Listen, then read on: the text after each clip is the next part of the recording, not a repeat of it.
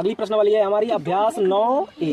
अभ्यास 9A का पहला सवाल कह रहा है कि 7xy और 35x स्क्वायर वाई स्क्वायर के उभयनिष्ठ गुणनखंड लिखिए। उभयनिष्ठ क्या होता है? उभयनिष्ठ गुणनखंड। उभयनिष्ठ गुणनखंड, उभयनिष्ठ गुणनखंड क्या होता है? तो उभयनिष्ठ गुणनखंड ये होता है कि जो दोनों पे मिल रहा है वही उन दोनों का क्या है? उभयनिष्ठ है। जैसे ये पहला पद है हमारा 7xy और दूसरा पद है हमारा 35x स्क्वायर वाई स्क्वायर। अब हमें इन दोनों में देखना है दोनों पे मिल कौन रहा है। जैसे इसमें x लिखा है तो एक x है, तो इसमें तो x की घातें 2 है, तो मतलब इसमें भी x है, इसमें भी x है, तो ये दोनों का x हमें दोनों पे मिल रहा है? नहीं मिल रहा। ये y लिखा है और ये y की घात 2 है, तो इन दोनों में y भी मिल रहा है, तो ये y भी उभयनिष्ठ हो गया। ये इसमें क्या लिखा है? 7 और यहाँ पर क्या लिखा है? 35। तो 35 को हम लिख सकते हैं 7 गुणे का 5, तो मतलब कि इसमें 7 है तो इसमें भी क्या है? 7। तो 7 भी दोनों में क्या है? मिल रहा है। तो हमारा इन दोनों का उभयनिष्ठ कितना आ गया? 7x प्लस x y,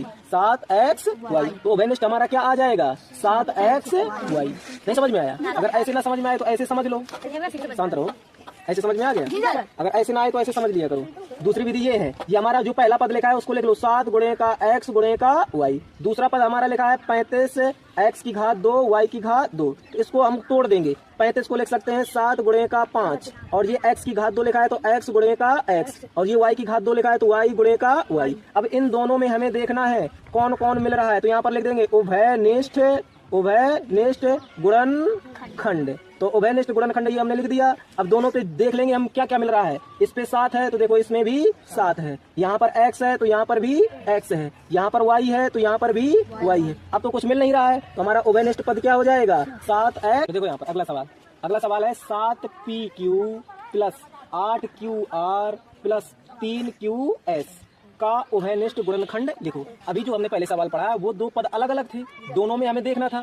अब यहाँ पर एक पूरा तुम्हारा समीकरण दे दिया है, अब इसमें हमें निकालना है वो हमारा उभयनिष्ठ पद कौन सा है या उभयनिष्ठ गुणनखंड क्या है। तो सबसे पहले हमें सवाल को लिखना है, ये लिखा है 7pq plus 8qr plus 3qs। तो जो इसका पहला पद है उसको हम तोड़ के लिख देंगे 7 गुणे का p गुणे का q। ये दूसरा पद है तो लिख देंगे 8 गुणे का q गुणे का r और तीसरा पद है 3 गुणे का q गुणे का s।